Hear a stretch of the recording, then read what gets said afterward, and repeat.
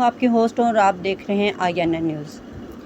नाज़रीन, इस वक्त हम गुजरांवाला के मशहूर इलाके देगावाला बाज़ार में हैं, जहाँ पे एक अफशा नामी बच्ची के साथ कुछ ऐसा वक़ुआ पेश आया कि FIR के लिए, और वहाँ पे उसको बच्ची को रोक लिया जाता है और उसकी वालदा को जो है वो कहा जाता है कि आप घर जाओ।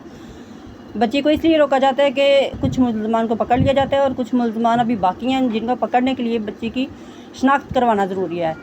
तो दूसरे दिन भी बच्ची घर नहीं पहुंचती। तीसरे दिन को एक कॉल आ जाती है कि बच्ची की जो डेड बॉडी है वो सिविल हॉस्पिटल में पड़ी हुई है, तो आप आएँ और उसकी शनाख्त करें।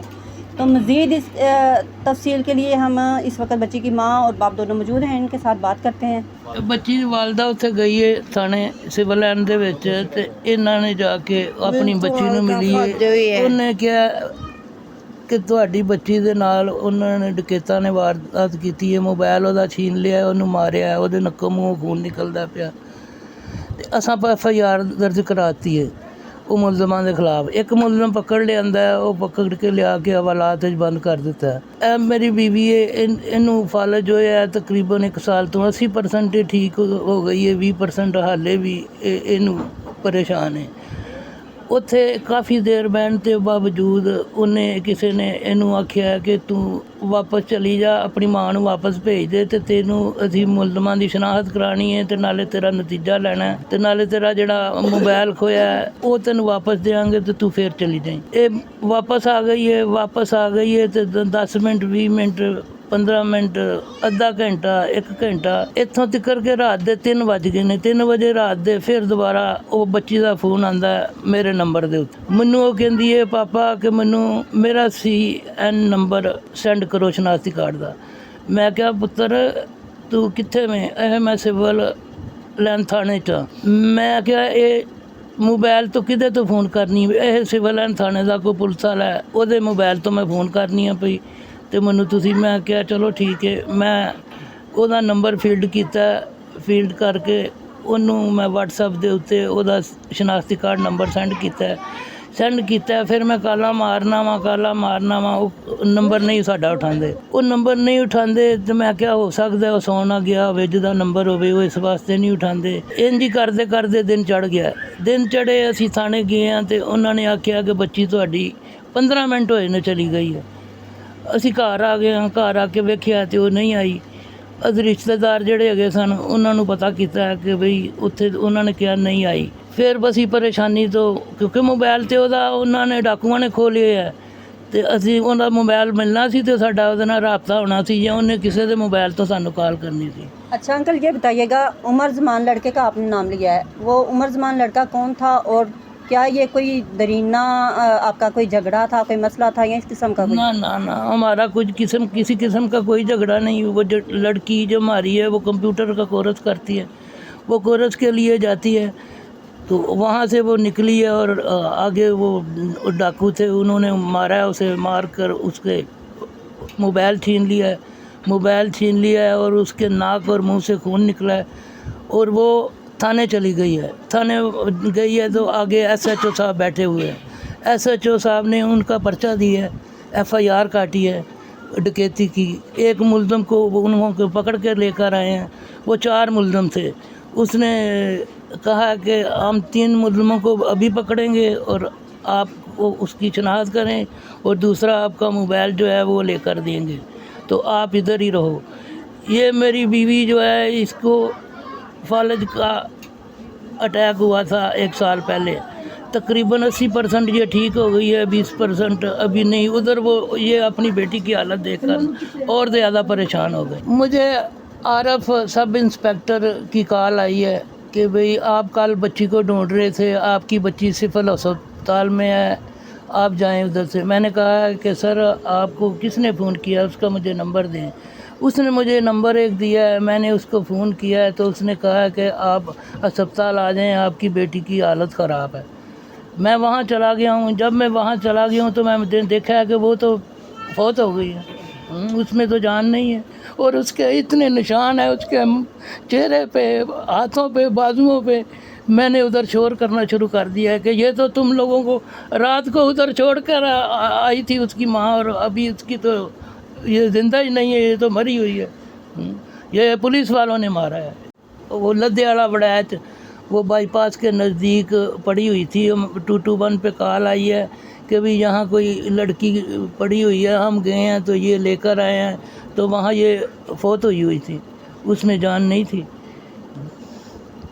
پولیس والوں نے کہا ہے کہ اس کی حالت خراب ہے, آپ جلدی سے یہاں ہاسپٹل میں آ جائیں, اور وہاں کے لوگ آپ سے کہہ رہے ہیں کہ اس کی ڈیڈ باڈی ملی ہے, وہ زندہ نہیں تھی, مطلب وہ ہاسپٹل جانے میں سے پہلے ہی مر چکی تھی. ہاں, جب میں پہنچا ہوں تو اس کی وہ ڈیتھ ہو گئی ہوئی تھی, وہ زندہ نہیں تھی. میڈیکل رپورٹس آئی ہیں, انہوں نے کیا بتایا آپ کو؟ میڈیکل رپورٹ بھی ابھی وہ نہیں دے رہے. اس نے کہا ہے کہ پھر انہوں نے کہا ہے کہ یہ لدھے والے تھانے کا کیس ہے. ادھر لدھے والے تھانے کا ایک وہ ASI تھا, وہ آیا ہے.